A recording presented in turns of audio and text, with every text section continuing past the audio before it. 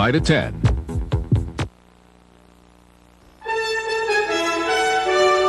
This is the CBS Evening News. Dan Rather reporting. Good evening. President Bush sent more veiled signals to Iran today, and the question arose, has he changed U.S. policy of never negotiating with terrorists? The president said flatly he has not changed it. He said he would not trade or negotiate for release of hostages. At the same time, he left the door open for unfreezing Iranian assets in the U.S. if hostages are set free, and he left the door open for talks with hostage takers. CBS News Chief White House correspondent Leslie Stahl is covering what the president says is not a change in policy. President Bush has been refining his policy regarding the hostages. He now says he will talk to anyone to get an American hostage released, as long as it does not jeopardize the lives of the other hostages. I hope I am open-minded enough to talk, and to exercise every diplomatic channel I can to free these Americans. The president insisted this is not a change in the never negotiate policy. Ever mindful of the failure and embarrassment of the Iran arms for hostages deal, Mr. Bush drew a distinction between talking and trading off for hostages, which he again pledged not to do. And if there are changes taking place, and signals that are shifting, I don't want to miss a signal.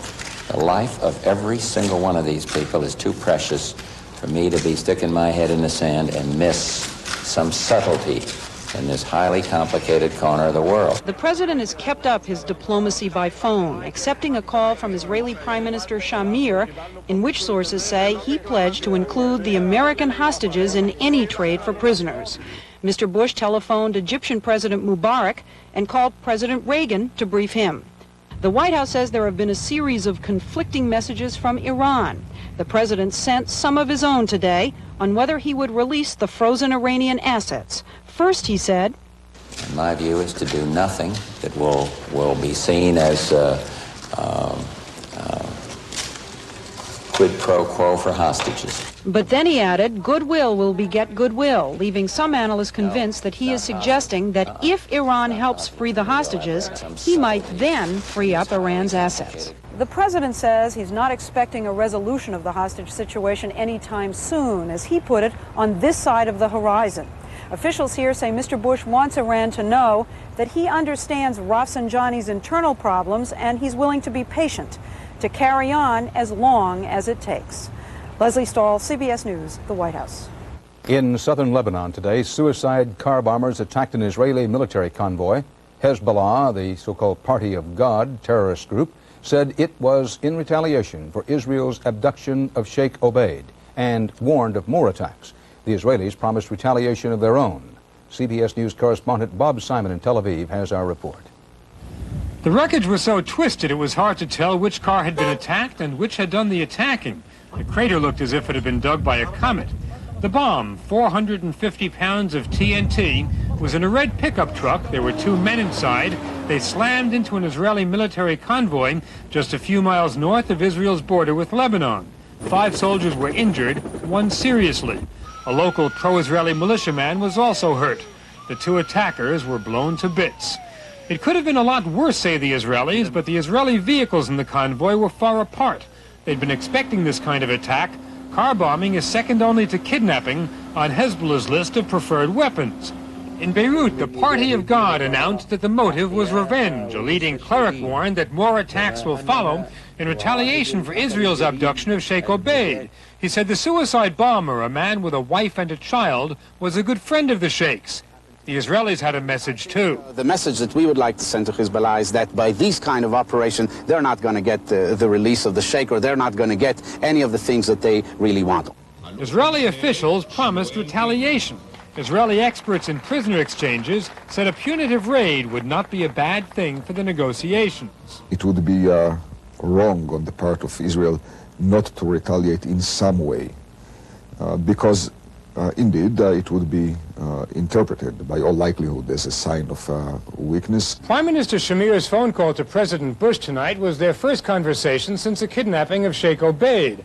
Officials in Jerusalem say Shamir emphasized that Israel is seeking the release of all the prisoners and hostages in Lebanon, and suggested that Washington and Jerusalem coordinate their positions more effectively than they've done since the crisis began. Bob Simon, CBS News, Tel Aviv. To try and help put today's hostage developments into perspective and some context, we turn again to Middle East expert and CBS News consultant Professor Fuad Ajami of Johns Hopkins University. Professor, we know what's being said. What's the reality of what's going on behind the scenes? Well, the reality, I think President Bush has been very candid about it. He's really laying the groundwork for a deal with Iran. We've really been talking that we will not do any business over hostages, but we must do business over hostages. The French did it, the Israelis have done it, we have done it, and I think President Bush has entered the Middle Eastern bazaar and he's now begun to haggle. And the hope is that the Iranians are ready for a deal, because we now know we must go all the way to Tehran to deal with this one. Entered the bazaar and ready to haggle.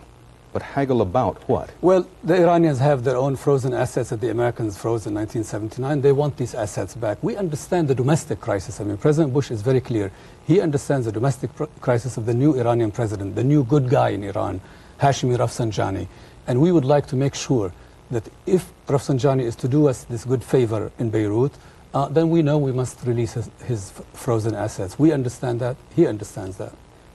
You have in quotation marks good guy and do us these good favors. Well, the hope, you know, is like we remember Ayatollah Khomeini, the man who wore a black turban. We look at Rafsanjani man, now Rafsanjani is the guy who wears a white turban, that he's a dealer, that he's a pragmatist, and maybe he's interested in a resolution of this crisis in Beirut. That's the hope. That, I think President Bush is groping in the dark. I mean, that's what he's doing.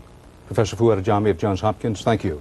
And still to come on tonight's CBS Evening News, summertime concerns. Susan Spencer on new studies of bad water at the beaches, and Richard Roth on new fears of what a tick bite can do.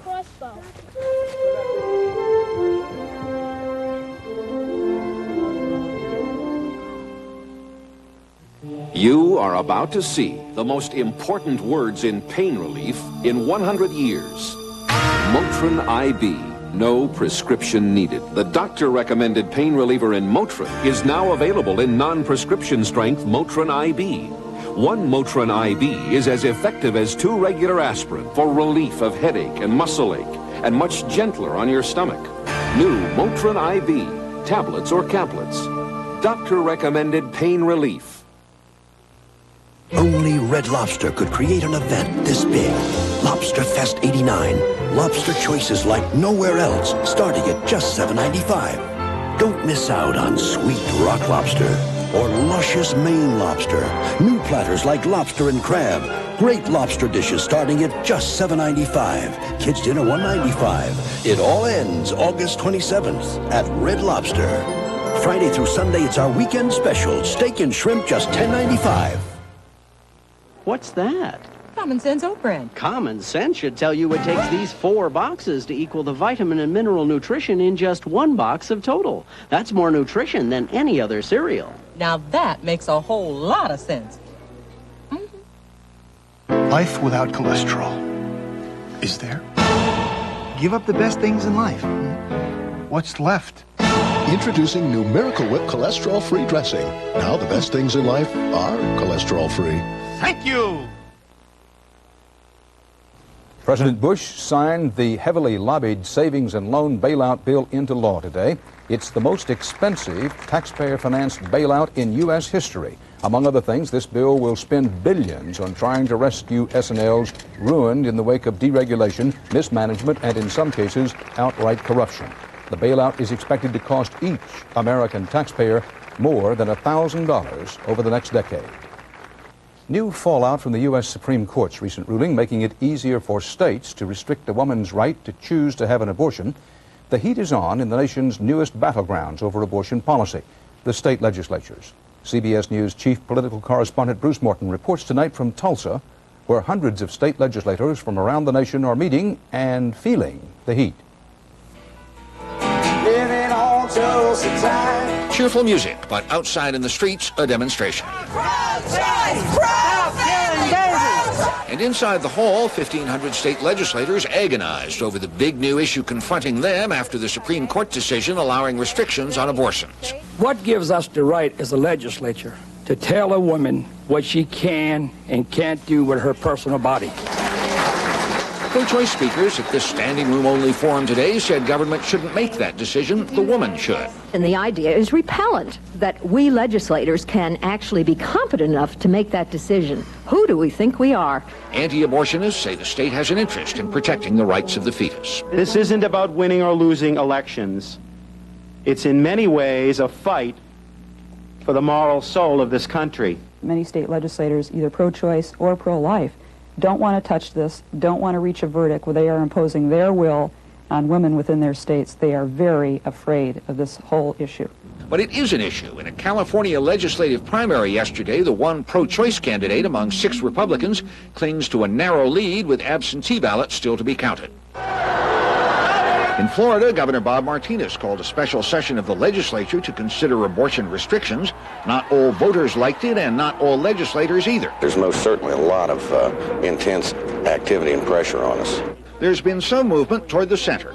I personally believe that abortion should be permitted for times such as life of the mother, rape, or incest. Corder, the Republican candidate for governor of New Jersey, has modified his anti-abortion stance and says he'd respect pro-choice language in the state constitution. They're falling all over themselves to try to say but, as they try to get to the middle. At this state legislators meeting, a lot of people are saying, let's not hurry on this one. Let's wait and take a longer look. Bruce Morton, CBS News, Tulsa, Oklahoma. Accusations today that U.S. coastal waters increasingly are being ruined by a rising tide of sewage and industrial pollution, and that cleanup efforts so far don't amount to much more than a drop in the ocean. Medical correspondent Susan Spencer has the dirty water duty. Last summer's repulsive tide of syringes, vials, and other medical waste shocked the public, closed beaches, and prompted calls for dramatic action to clean up the waters. But a report out today charges that very little has changed. Last year, the first beach closing occurred on July 7th. This year, before the first day of summer, 44 beaches had already closed. To date, there have been 80 beach closings, but the main culprits this year are industrial waste and plain old sewage. We also load our coastal waters each year with 2.3 trillion gallons of sewage. Much of the sewage is either untreated or only partially treated. The environmentalists called for redesign of outdated sewer systems, more restrictions on coastal development, and more controls on medical waste, which has by no means gone away. 10 states report medical waste has washed ashore this year, injuring at least 25 people, 3 of them children. All that despite a new trial government program supposedly keeping track of the stuff. There are no provisions in it whatsoever to notify the EPA on a consistent and routine basis who's generating what kind of material, how it's being transported, and who's disposing of it. Today, EPA officials pointed out that the medical waste program just got going, but they agreed the overall pollution problem is real. I think our coastal waters are continuing to degrade. We have increased our efforts in coastal waters, but we still have a long way to go. Environmentalists concede that a massive cleanup is a big-ticket item, but they warn that without major action, in just a few years, no one is going to want to spend a day at the beach. Susan Spencer, CBS News, Washington. Confirmation tonight that some of the nation's priciest and most prestigious colleges and universities are the object of a Justice Department antitrust investigation. About 20 top schools are being asked by the Justice Department to submit data about their tuition, fees, faculty salary, and student financial aid policies. The schools deny any collusion. They do say they consult on student aid packages. They insist this is in the public interest to be consistent in assessing a family's ability to pay and to avoid bidding wars for good students.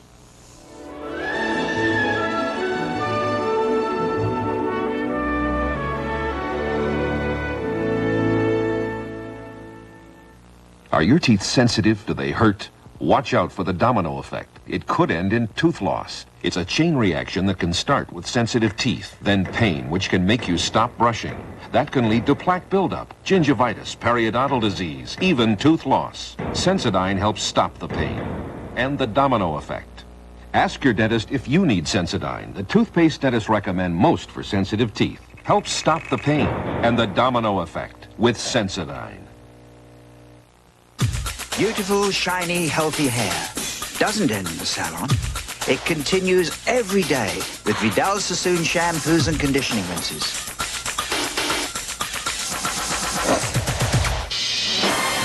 Sassoon shampoos cleanse to give you shine you can see. And Vidal Sassoon conditioners add manageability you will notice. Vidal Sassoon. If you don't look good, we don't look good.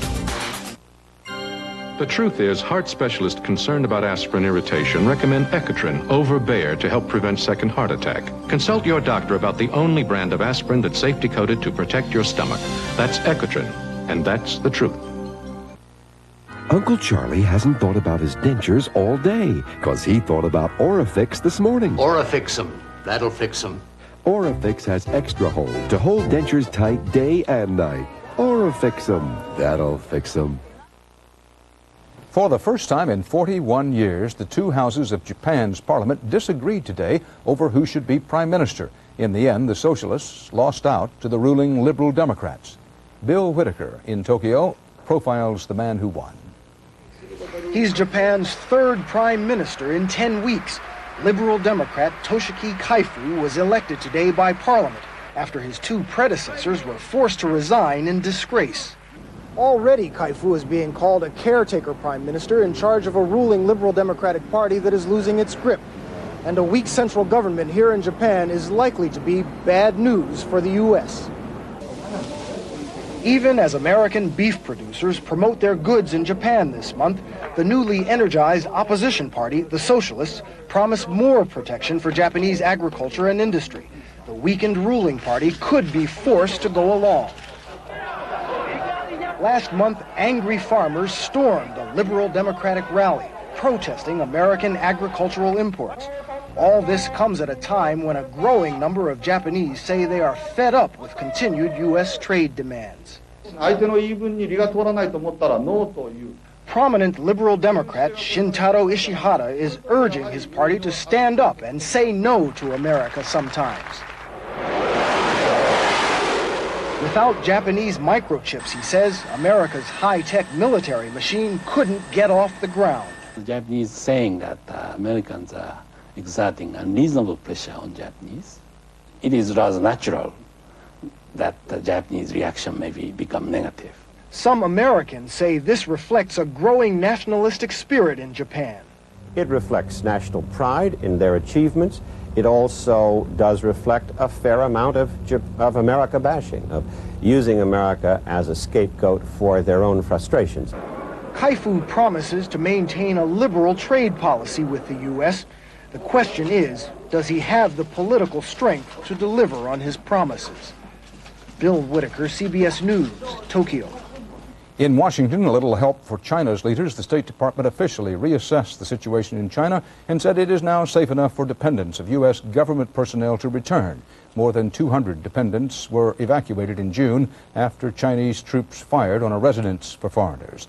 Other Americans are still advised to put off non-essential travel to China until further notice. U.S. Congressman Mickey Leland of Houston and his party are still missing in Ethiopia. The United States is now sending its own rescue teams and planes to join the search, including a U-2 reconnaissance plane. The chairman of the House Committee on Hunger and those accompanying him were last seen Monday flying to a refugee camp along the Ethiopian-Sudanese border. Despite improving weather today, searchers found no trace of them.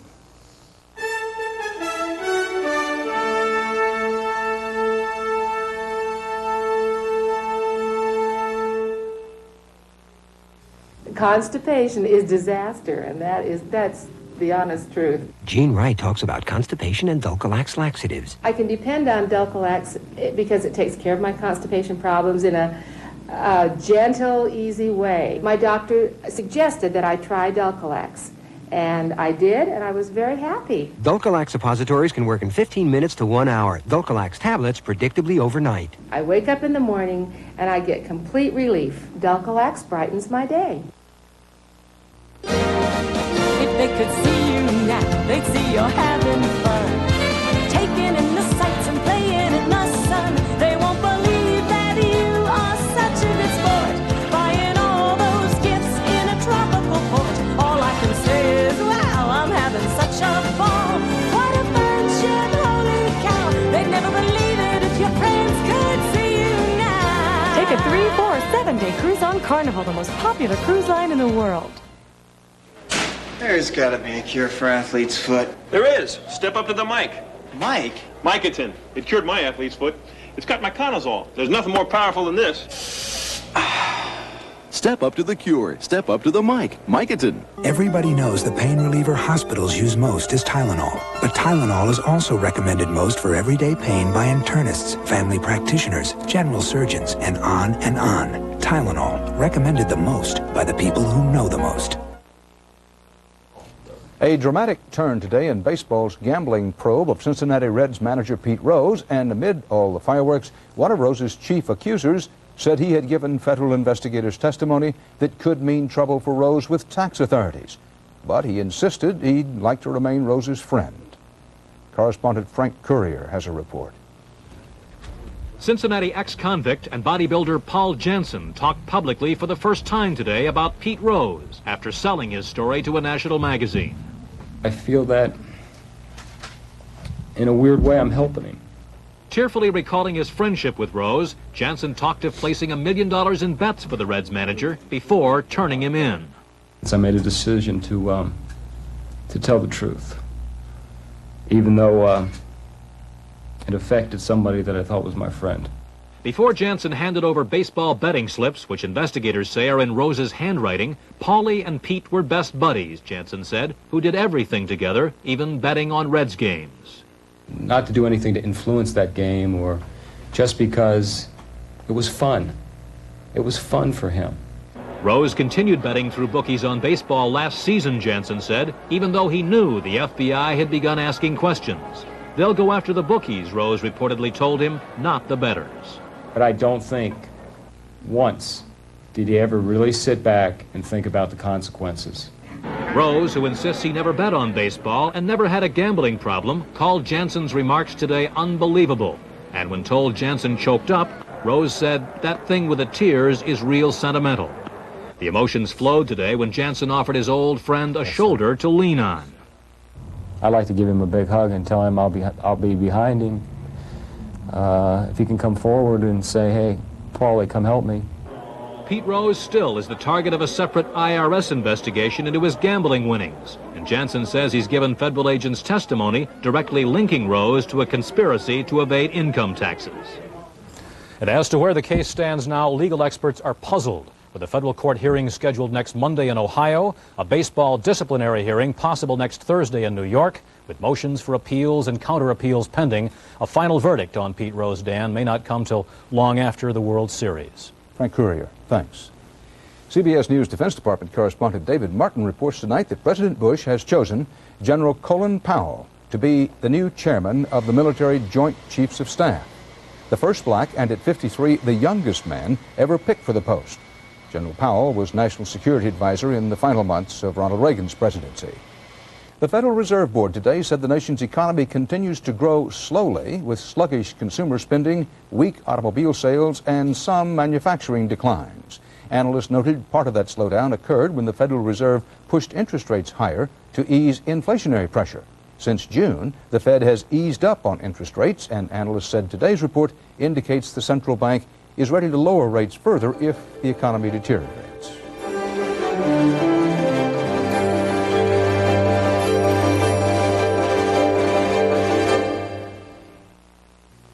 Dear Malox, my daughter's date's giving me Malox moments. Hey, I'm here! Last night was a real doozy.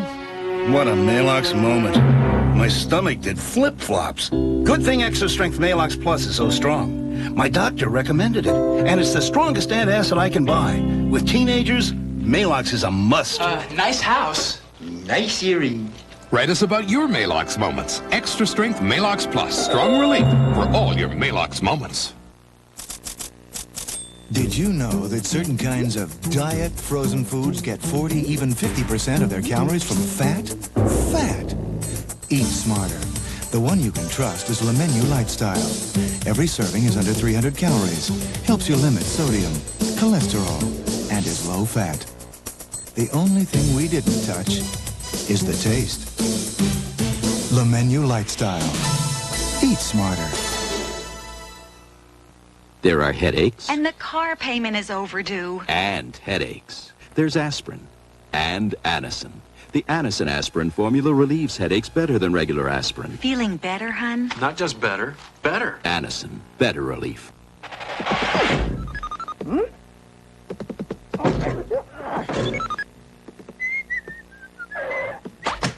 Mazola Light spread has fewer calories than any leading light. Mazola Light, the lightest of the lights. This is the height of the season for baseball, summer vacations, and Lyme disease. The disease is now being reported in almost every state, and it's reached epidemic levels in some parts of the Northeast. Richard Roth explains how Lyme disease is spreading and causing some bad reactions. Oh, there's one. There's a frog. Yeah, where's the jar? It's still an adventure summer camp, but a walk in the woods this summer isn't just exercise, it's become an exercise in concern. Ticks over here. Insecticide and long pants are two weapons this season in the war on Lyme disease, the bacterial infection carried by a tiny tick, the illness that's now spread to 43 states centered in the Northeast. This year we're running a rate 4 times higher than was seen at the same time last year in number of cases being reported to the health department. The ticks thrive in wooded areas and tall grass, but dozens of carriers, and especially mice, bring the hazard as close as a backyard. Tom Moulton was bitten while gardening. It feels like a bruise, a bad bruise.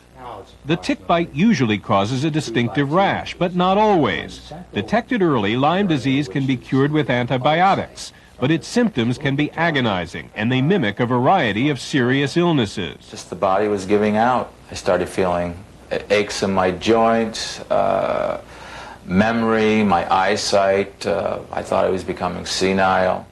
The newest research indicates the tiny bacteria pose a special risk during pregnancy, since an expectant mother may not know she's infected. We have examples of the infection causing miscarriage. We have examples of infection causing death of the baby at the time of birth or shortly after birth. And the spread of Lyme has produced a rash of concern. When a suburban New York clinic opened this summer, more than 1,000 people showed up for tests in just the first month. Less than 20% actually had Lyme disease. Some health officials say it's almost become a second epidemic this summer, an outbreak of outdoor anxiety caused by Lyme disease. Some people say there is a Lyme hysteria, which I can agree with in a sense. If you think ticks with Lyme disease only bite in the forest, think again. And manufacturers of insect repellent have found there's profit in the new suburban worry. Remember, Lyme disease can be serious. But Hope Graham, whose daughter Katie plays outside every day, says common sense is the best protection against Lyme ticks. I take off all of her little clothes, wash them, and just check her little body to make sure that one of them hasn't gotten on her because they're so small. And that's the best advice the experts have for dealing with the summer hazard. Not panic or indifference, simply caution. Richard Roth, CBS News, Greenwich Springs, New York. And that's part of our world tonight. Dan Rather for the CBS Evening News. See you tomorrow. Good night.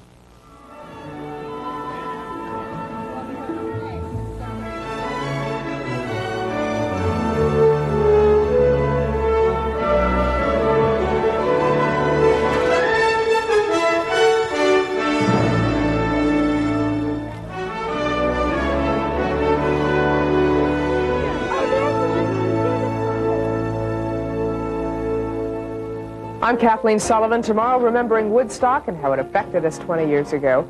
Also, from Nightmare on Elm Street, Freddy Krueger joins us on CBS This Morning. This is CBS. Coming up next,